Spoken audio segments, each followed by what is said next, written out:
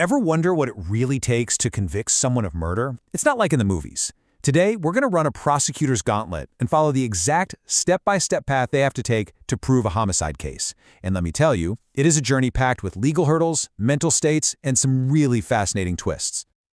Okay, so let's just dive right in. A body is discovered. A crime has been committed. How does a prosecutor get from that moment all the way to a conviction? Well, it's a lot more than just pointing a finger and saying they did it.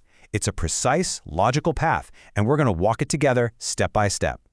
So, before we can even think about suspects or motives or anything like that, the prosecution has to clear its very first hurdle, and that is proving beyond a shadow of a doubt that a death actually happened.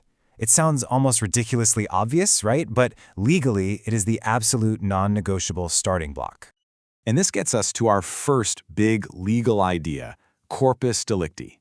Now, this literally means the body of the crime. And here's the key. It doesn't just mean the victim's physical body.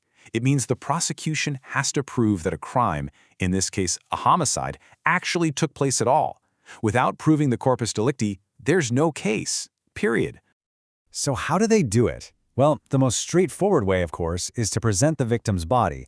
But, and this is important, a body isn't always necessary. A prosecutor can still prove death using powerful circumstantial evidence. Think things like DNA, a bloody crime scene, or a suspect's completely contradictory stories. Okay, so death is established. What's next? Well, this next hurdle is arguably the most critical one of all. The prosecutor now has to build an absolutely unbreakable chain of causation that connects the accused person's actions directly to the victim's death. You see this short phrase? This is where so many legal battles are truly fought. Every single word here is critical, but the two most important are causes and act. The prosecution has to show that the defendant's specific act was the direct cause of death. If that chain gets broken, the whole case can just fall apart. So, what does the law even mean by an act? Well, it can be something really clear and simple, like a single decisive action. You know, a single gunshot. That's an act. But it's not always just one moment. An act can also be a series of actions, say a prolonged assault. The law just bundles all of that together and treats it as one single event. But here's the part that surprises a lot of people. An act can actually be the complete opposite, a failure to do something. It's called an illegal omission. If you have a legal duty to care for someone, like a parent for a child, and you fail to do that and they die as a result, that failure is the criminal act. To really see just how important this causal chain is, let's walk through a classic legal hypothetical. So, person A stabs person B. Now, B is seriously hurt, but crucially, they are still alive. An ambulance comes to take B to the hospital, but on the way, the driver is speeding like crazy, just being totally reckless, and crashes the ambulance. B dies in that crash, not directly from the stab wound. So, here's the big question. Is A guilty of culpable homicide? And the answer, legally, is no. Why? Because a brand new, independent event, the driver's reckless speeding, came in and broke the chain of causation. The driver's actions became the immediate cause of death, not A's stabbing. Now don't get me wrong, A's still guilty of a very serious crime for the stabbing, but not for causing the death. All right, so let's say the prosecutor has proven death, and they've forged that unbreakable causal link. The job's still not done. Now they have to clear the third hurdle, which means leaving the world of physical evidence and going inside the mind of the accused. They have to prove what lawyers call mens rea, the guilty mind. Now, to prove culpable homicide, which basically means a blameworthy killing, the prosecution actually has three different paths they can take. They can show the accused intended to kill, or they can show they intended to cause an injury that was so bad it was likely to kill, or they can just show the person knew their act was so dangerous it was likely to cause death. Any one of those three is enough to clear this hurdle. Okay, so death is proven. The causal chain is solid. The guilty mind for culpable homicide is established. We're done, right? Not quite.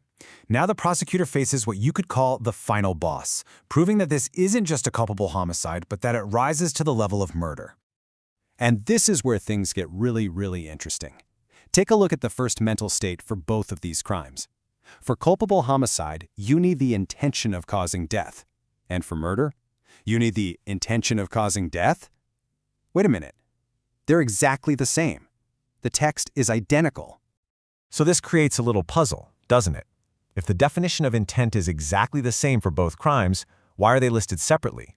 Why isn't every single intentional killing automatically considered murder? Well, there's actually a pretty brilliant legal reason for this setup. Here's the secret. It's a structural technicality. The law is basically built with a safety net.